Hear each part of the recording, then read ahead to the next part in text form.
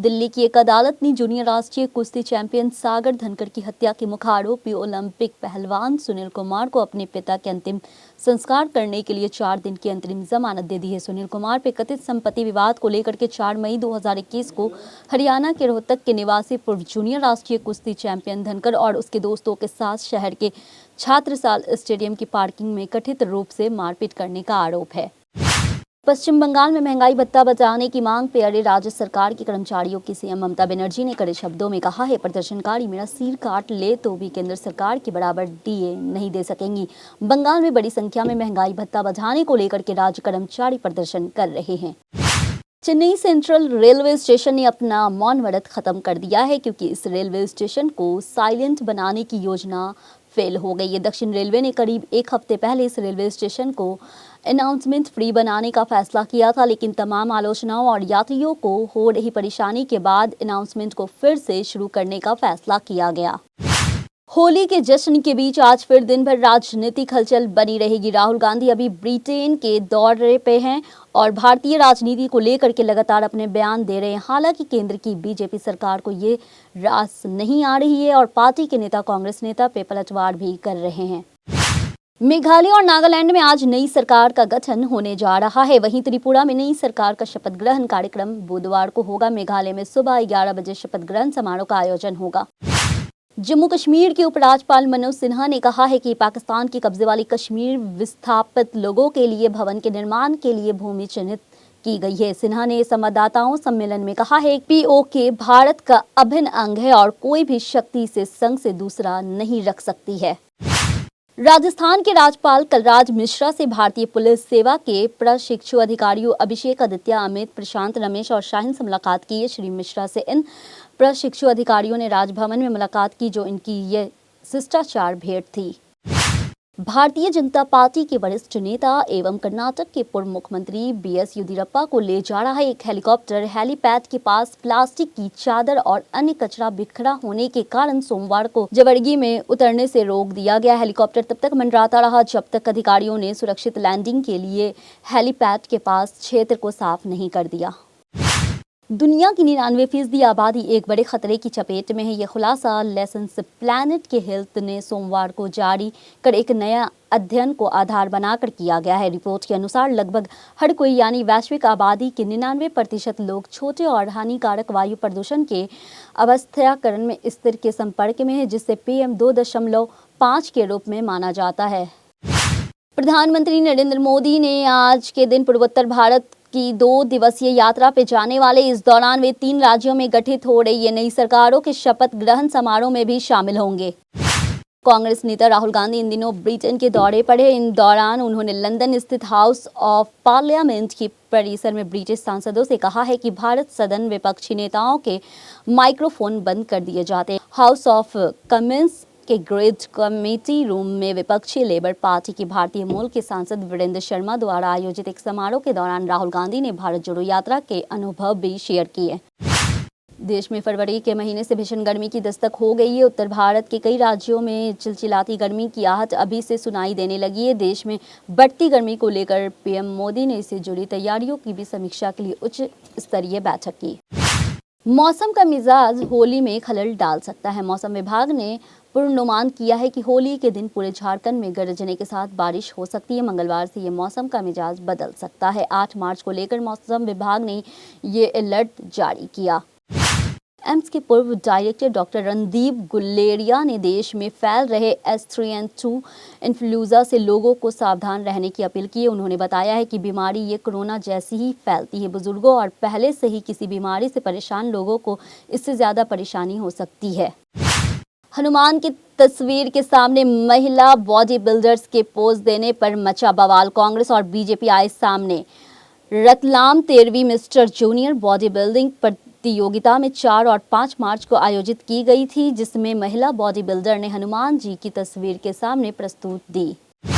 अतीक अहमद की बहन का योगी के मंत्री पे आरोप। कहा, मेरे भाई से लिए गए 5 करोड़ माफिया डॉन एवं पूर्व सांसद अतीक अहमद की बहन आयशा नूरी ने प्रयागराज में एक प्रेस कॉन्फ्रेंस करके महापौर अभिलाषा गुप्ता नंदी पर गंभीर आरोप लगाए। उन्होंने कहा, अभिलाषा गुप्ता पे उमेश पाल हत्याकांड में साजिश रचने का आरोप लगाया।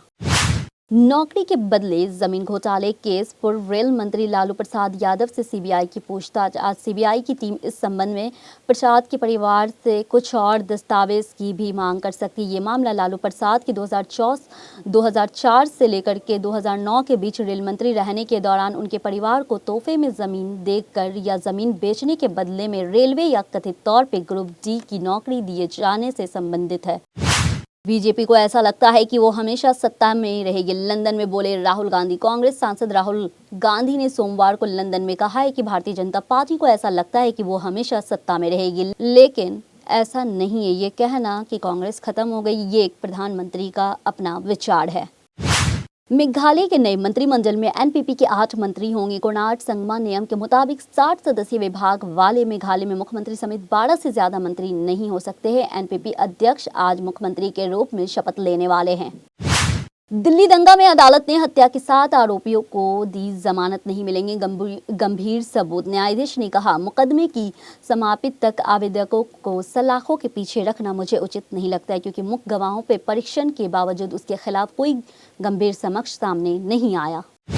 उत्तराखंड के जोशीमठ के हिस्से धंस रहे हैं, लेकिन इसे धंस प्रभावित क्षेत्र में घोषित करने की वजह से अभी भी पूरी तरह स्पष्ट नहीं हुआ। इसका जवाब तलाशने के लिए शुक्रवार से शुरू होने वाली 2 दिवसीय बैठक में इस बात पर चर्चा करने जा रहा है कि देवभूमि कहीं अत्यधिक निर्माण या जल के प्रतिक्रिया प्रवाहन में बाधा डालने के कारण तो प्रभावित नहीं हुई।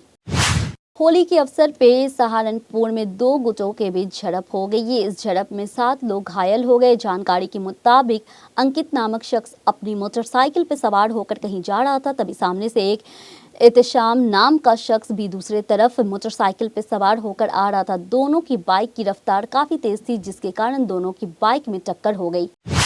जीआरपी ने सिवान के रेलवे स्टेशन पे बीते रात 10 बजे काठगोदाम बाग एक्सप्रेस की यात्री रमेश चंद्र कुशवाहा ने पिट्ठू बैग से 21,46,000 रुपए कैश बरामद किए। रेलवे पुलिस ने कहा है कि होली के अवसर पर शराब की बरामद एवं तस्करी को लेकर के विशेष अभियान चलाया जा रहा है। इसके क्रम में ये उपलब्धि हाथ लगी।